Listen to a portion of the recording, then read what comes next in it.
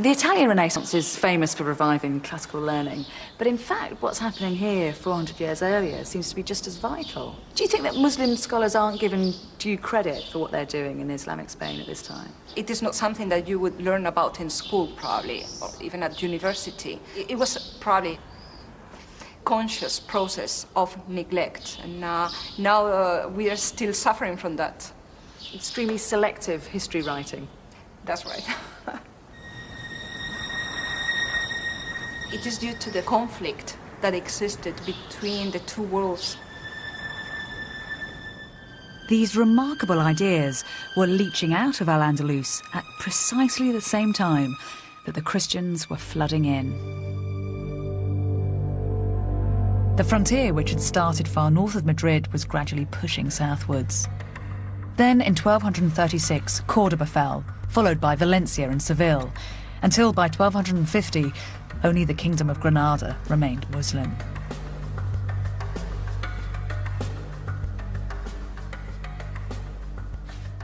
From now on, Spain would concentrate on cleaning the Muslim presence from its country.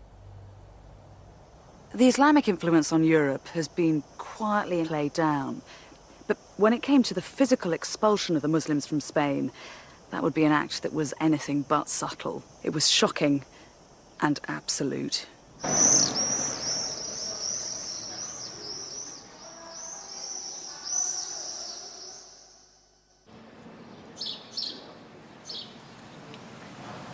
The history of Al-Andalus was about to take a new and sinister turn. In the city of Granada, the Muslims were to fall victim to one of the most shocking acts of ethnic cleansing that Europe has ever seen. Long after the rest of Al-Andalus had fallen to the Christians, Granada remained defiantly Islamic. Protected by mountains and those giant watchtowers and forts, the 70,000 Muslims who lived here managed to hold off attack for another 200 years. But time was running out. While Granada occupied a small territory in the south of Spain, the rest of the country was now divided between Castile in the west and Aragon in the east, two very powerful kingdoms. The King of Castile was about to be forced to pass his kingdom to his niece, Isabella. Isabella was headstrong and passionate, but she also had an acute political mind. In 1469, at the age of 18, she married her second cousin, Ferdinand, the dashing heir to the throne of Aragon. Now, the two most powerful Catholic dynasties in Spain were united, and the reconquest was edging ever closer to completion. Granada was blocking Isabella's vision of a unified Spain, and so it had to be reclaimed.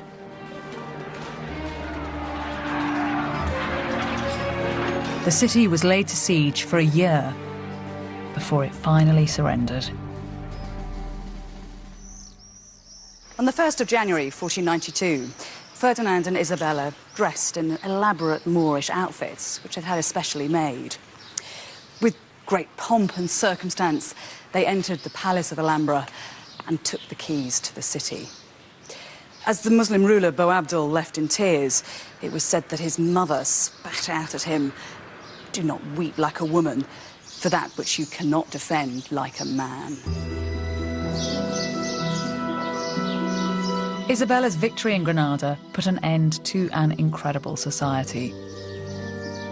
In the 700 years that they'd been in Europe, the Muslims of Al-Andalus had built a culture which was the very pinnacle of civilized life, influencing Europe in ways that we're only just beginning to understand. And Isabella would endeavour to ensure that Islam in the West would never enjoy such a relationship again. A few years after Ferdinand and Isabella came to power, they set up an organisation that affected the most extreme form of religious control that Europe has ever known. The Inquisition. The purpose of the Inquisition was to track down and eliminate anyone who wasn't an Orthodox member of the Catholic Church. Those found guilty of heresy were subjected to a sinister public ceremony called an auto de fe. In this eerie ritual, vestiges of which are still performed today, the guilty were forced to repent their sins while their accusers watched on, hidden under hooded caps.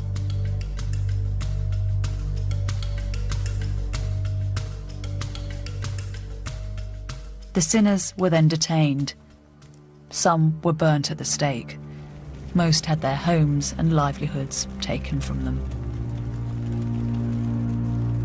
In 1526, the Spanish Inquisition came to Granada to deal with the Muslim problem. Muslims were labelled heretics and given a stark choice: convert to Catholicism, leave the country, or be punished.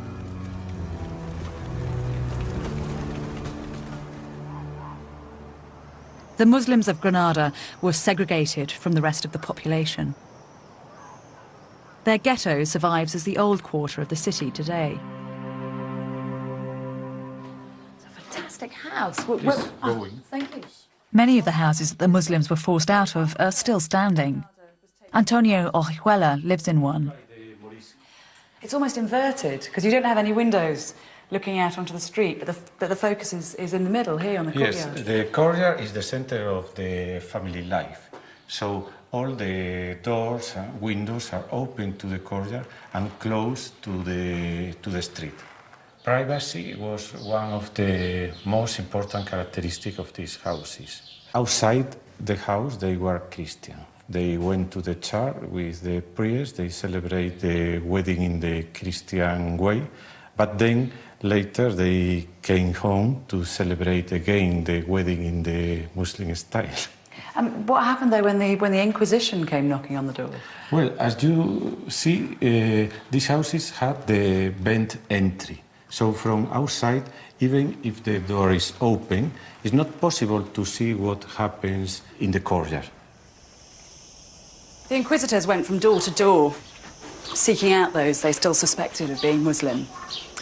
A number of civic leaders had already been expelled, and so often it was only women and children left. They herded them up and held them in churches by night so that they could be tried the following morning. Some of the women cried out that they were like lambs being taken to the slaughter and wished that instead they'd been allowed to die in their own home. The Inquisition was so brutally efficient that within 20 years, all Muslims in Spain had been forcibly converted to Catholicism. But this wasn't enough.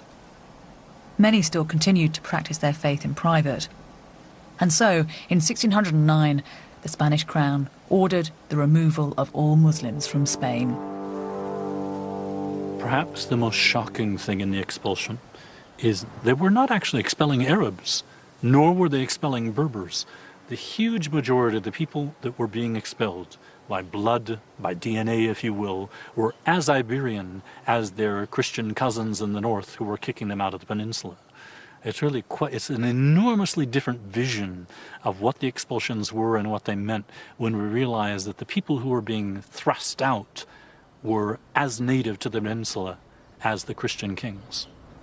Why do you think the Catholic authorities felt they had to expel the Moors in 1609? The Spanish Empire, for it was indeed by then the Empire, simply felt pressed in so many different directions.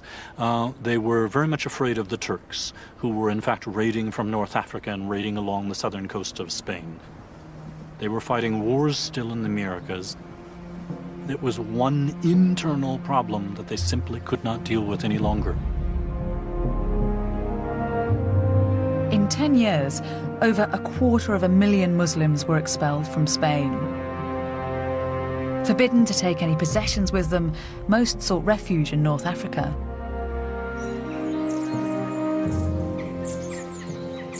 When Isabella and Ferdinand died, this is where they were buried. It's a little corner of the Alhambra, and it's decorated with inscriptions from the Quran.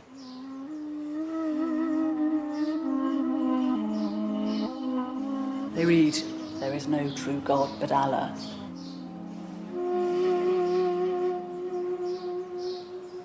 In many ways, it's a curious choice for a Christian entombment, but it does speak of that complicated relationship that was enjoyed by the Catholics and the Muslims. On one level, it says that Isabella and Ferdinand were still half in love with all things Islamic. But on the other, it's a bold and uncompromising statement of control.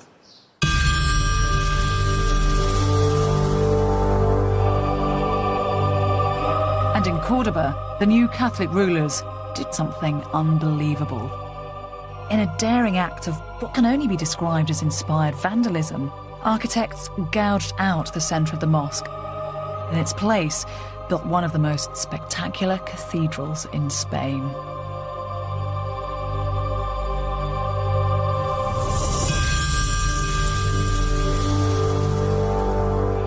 The result is a shocking and blasphemous conflation of two of the world's most powerful religions.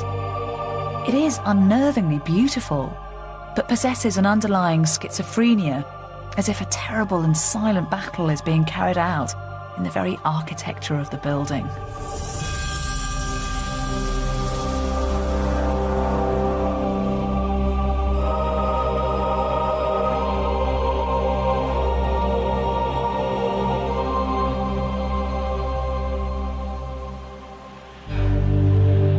Spain's troubled relationship with its Muslim past continued into the 20th century. The dictator Franco invented his own version of his country's heritage. For Franco, this period was somehow interrupting what was for him a continuum history. He wanted somehow to, if not delete it, he wanted to forget about it. So what he did was to explain the whole Muslim or the whole Alandalus as a kind of continuum from the Visigothic period to the Catholic kings, by saying that the Muslims in Al-Andalus were not such big, good Muslims, but much more Christianized. So this is the political use of history. He wanted to explain the identity of being Spaniards. And for Franco, that identity was a continuation from the Visigothic period right through to the Catholic period. Yeah, exactly. Serafin Fanjul is an academic whose books on the history of Al-Andalus are bestsellers in Spain. Do you think that Spanish people today are proud at all of the Arabic episode in their history, or are they ashamed of it? No, not at all. Strictly speaking, it's not our past. It's the past of other people. As a modern-day Spaniard, I would feel very little connection with the Arab past. Spanish people don't live like them. We don't dress like them. We don't feel like them. I don't know how you can say we are the same, because we are not the same. We have nothing in common. Nothing in common. And if I weren't a professor of Arabic studies, I would have absolutely no feeling for Muslim culture.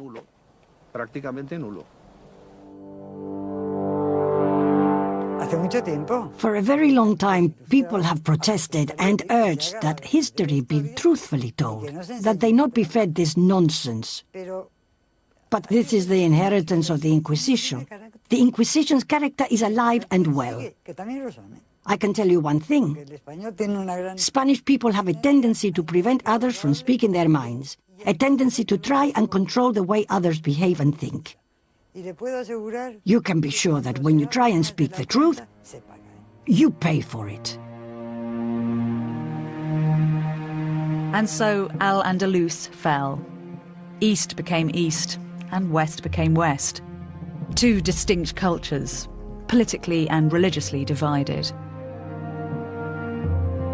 And yet, what the history of the Moors shows is that these two cultures are also linked in ways that we might never have imagined.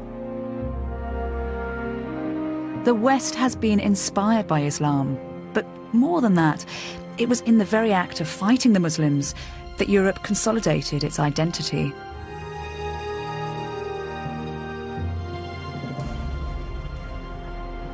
When we started, Christopher Columbus was setting sail for the New World. And as he pointed his boats westwards, Spain aligned herself with him, turning away from the East. The Muslims had been fought, and now they were to be forgotten. As time went by, memories of the Islamic past were moulded until they became a more comforting storybook version of history. But this is a case where truth really is stranger than fiction. The story of Alandalus isn't a simple tale of good versus bad, east versus west. It's intriguing and complicated, it's brilliant and brutal, it's very human and it's very messy. And it's for precisely that reason that it needs to be remembered, not written out of the history books.